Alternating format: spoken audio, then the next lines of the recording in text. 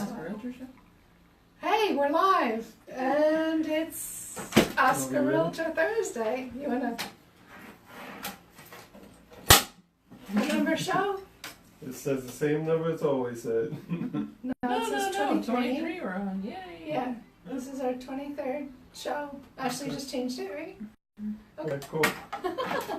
Today we have a special guest, Kim Roberti, attorney Kim Roberti. Hello. He's been with us before, and today we're excited to talk about the topic, so you want to be a landlord. We should have our sound effects. Excited. So, we don't have set questions. We thought we'd just have a roundtable discussion. There's a lot of aspects, and as we prepped for the show a little bit, we realized that this could turn into a very long show, but we won't do that to you. We'll keep it light, and we're going to have some follow-up shows after this. Today on the panel we have Christina, I'm an associate broker here at Castlevania Realty. and Sean. I've already introduced you to Kim, and my name is Aggie. I'm the broker of Castlegate Realty. So, Kim, Yes. it's the first thing someone's going to think about when they're thinking about being a landlord. Well, obviously, you probably think about it long before you ever take any action. But one of the best things to do probably is find a realtor you trust, somebody with a good reputation, somebody you get along with and have a good rapport with. I think it really is important, especially when buying rental property, to go through a realtor. The realtors that you speak to, the agents will know the market. They'll know what kind of rents you can expect. They'll know service providers for things you may need, and also can kind of guide you through the process, especially if you haven't done it before. And let's face it, the primary and probably sole purpose of owning rental real estate is the income, the rent it drives, and how do you know what to rent it for? You may have completely unrealistic expectations about what you can get for rent, one way or the other. You may be underpricing yourself mentally or overpricing yourself, and both of those are bad business decisions. So I think someone who knows the market can help you out a lot with that. And not only that, but only a professional realtor or broker is going to be able to help you figure out the value of a property. The value of an income-producing property is figured based on the income it produces. It's not like you're going to find comparable two units and see what they sold for, because many different factors with a multifamily property. Good. Yes, we like the realtor plug to start. Well, it's true. It is true. It's a plug, but it's good advice. I'll throw in, you want to have a cushion of money, and that may sound like obvious, but You don't have money to buy a house? But you should have a cushion for repairs, appliances, maybe new flooring, for insurance. You should have a cushion for the months where there might not be any rent coming in, where you're looking for a tenant. So the amount of cushion, I just bring that up because a lot of people don't have or expect that cushion to be as large as it is. No, you're absolutely right. And you could have a disastrous situation if you don't. You have a tenant in a property, it's January and the furnace goes out. And in fact, it needs, rather than it being a repair, you're told you need a new furnace. A few $1,000s, you need it immediately or else you're losing your tenant and possibly getting sued on top of it because you've agreed to rent them this place. And if it doesn't have heat, it's not habitable. I've seen that happen with tenants where oil is the heat and the tenant couldn't afford the oil. Yeah.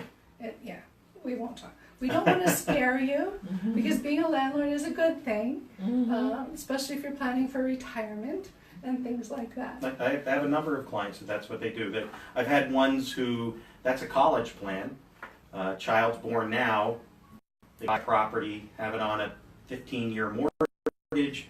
They figure by the time your daughter graduates high school, the place is paid off, and you either sell it or use the income to cover tuition or retirement. I have a number of clients who it's an annuity, so you pay off and you have income coming in. But it is a lot of work too. It really is, and you need to be a good steward of it. You need to watch after it, take care of it, and that gets back into the cushion. But yeah, absolutely. Okay. What do we want to talk about next? No. Let's talk about pets. trying to figure out if you want to allow pets or not. We laugh, but one thing that we've seen in the current housing market is entry-level houses are becoming fewer and fewer. So you have a lot of people looking to rent who normally would have preferred to purchase a home, and they've got pets.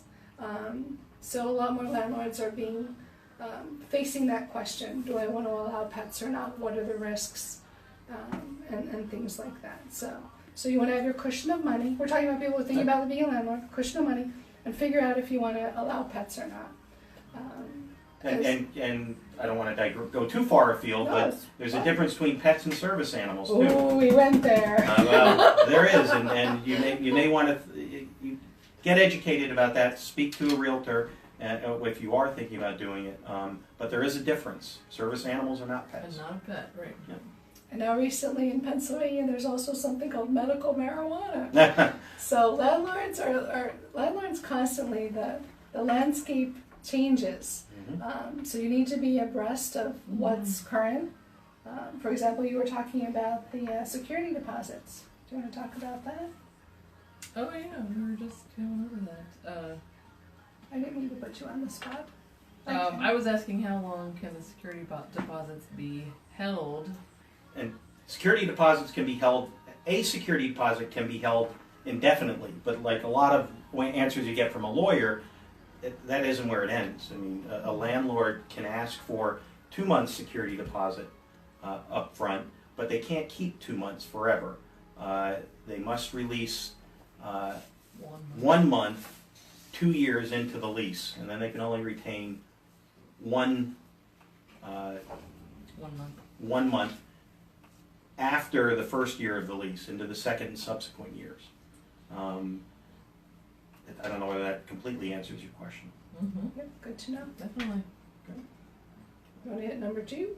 Number 2? Okay. What I guess one of the other things that we were talking about before the show went on air is what should a tenant or prospective landlord look for before signing an agreement of sale? You found a property, you like it, you think the income's good. Really, the landlord should, or the potential landlord, before signing the agreement, wants to look at the leases, because whatever those leases are, you're stuck with them for the term. You can't walk in and just change the lease if it's in the middle of the lease. Most likely. Some leases, there's an exception and it says that upon sale, the new person can. Depends on the lease, but most do not. But you don't know that until you read the lease. Correct. You also don't know what the security deposit is. You also don't know what it says about rent. I mean, the landlord may tell you the rent is $500 a month, but the lease says $475. Why the difference? You want to confirm that those security deposits are still there, because you're responsible for it once you take it over. I've had it happen more than once, where a tenant goes to move out, the landlord who wasn't the landlord at the time the tenant moved in, says, okay, thank you, and the tenant says, what about my security deposit? And the landlord says, well, I wasn't given a security deposit. If you have a lease, I've had that happen too. If you have a lease that says there's a security deposit, you're responsible for that. So you really need to read them through. You may be able to change them, and just because there's a lease that has expired, you're still operating under that lease generally on a month-to-month basis. Again, all these things we're talking about today are general. Everything's fact specific, and a lease can change that too. Even if it's expired, it may be renewed for another year, even though the date says that it expired on December 31st, 2017. But it may be in the print somewhere that it renews under the exact same terms for another year. So you really need to read the leases. You can't, there's no two ways about it, and understand them. And choose what your new lease is going to be, what lease you're going to use. Right. And a lot of times, it could be, you can operate under the old landlord's lease, but the old landlord's lease could have been crap. I mean, there's a lot of leases out there. A lot of people that I've seen have downloaded them off the internet. Sometimes that's okay. But there are some things, particularly Pennsylvania law, if you're downloading a lease that someone put on the internet in California, it could be completely different. I had a landlord once use a lease that's required a 30-day notice to quit. And then they started an eviction action, and they were told, well, you only need a 10-day notice to quit if it's non-payment of rent. Well, not if that's what the lease says. If that's what the lease says, you're stuck with it. Luckily, again, getting back to getting a realtor that you trust and can work with, the Pennsylvania Association of Realtors standard lease form, which as far as I know, I've never met a realtor who doesn't have access to it, but I guess it's possible that there are. It is a great lease. It really is. It's well written. It's protective to the landlord without being oppressive, and in fact waives notice to quit, which can also be done in the lease. So it is a really good lease. It hits all the right points, and you can get that from your agent. That's us. Yeah. That's us. I like the leases. I'm gonna go off a little bit here, and I'm gonna suggest to folks considering being a landlord to take a good look at yourself and see if you're if you have a big heart and if you're a softie, and if you are, you probably Get a shouldn't property manager. be a landlord or Or get a property manager. manager. That's Yeah. someone who runs it, collects your rent, does Yeah. orders the repairs. But because we're in real estate, I've had people come, they want to sell theirs because they couldn't say no. Right. Someone either went through a job loss or something like that, and they didn't have the heart to move them out. There's always a bad story behind the non-payment of rent. I mean, Yeah. your rent is pretty important. It's a basic need. And so if you're not paying your rent, something's probably really wrong in your life. So yeah, I've had landlords who were too nice, and not everybody wants to be a nice person, but you've got a business to run, and it doesn't help to have a big heart. You're absolutely right. Yeah, yeah. You know. And the other thing I want to encourage you to do if you either are a landlord or become one is to make regular inspections, walk-through inspections of your properties. I once had someone come to list their multifamily, and when we walked through it, she actually started to cry because she had no idea the condition, that it was in that bad of condition. So make it a habit to walk through. But it's easy to not. I know. When things Well, are going well, you People ask think the somebody tenants. else is going to take care of their property. Well, no, the They can't tenants assume. sometimes are afraid to tell a landlord that there's a problem. But even if you ask, walking through. I think a landlord may assume too much too. You gotta not assume. You gotta get out there and see what you own. Wouldn't also how the landlord decides to screen the tenants make all the difference in the world? Is there like a template or a format that prospective landlords can use to assist them in getting the ideal tenants into their property? It's difficult. I mean, you can do a background check, you can do a credit check, Employment verification. Are those mandatory in Pennsylvania, They're- background checks? No, Nothing they aren't. is mandatory. No, in Pennsylvania, you could, if they show up and you shake hands and let them move in, that's it. But a lot of things happen. If we relate that to what banks do when giving a mortgage, they make mistakes too. And again, it goes back to bad things happening in people's lives. Someone may have a great job now, but that job is gone. You can't tell. Not only that, if they have great credit and great income, they're probably not going to be a long-term tenant. Right. They're probably just going to be there until they can Just afford like the now they can house. buy, Yeah, right? you're absolutely right. So there's, yeah. Mhm. But definitely there's a lot of things online of parameters that you can do, because there's a lot of things you can't do, a lot of questions you can't ask as a landlord. Maybe we'll do another show on that Yeah. too. And we're going to do one on evictions, Yes. right? Because that's a lot. That's a whole topic in itself. Yeah. What else do you have? No, well,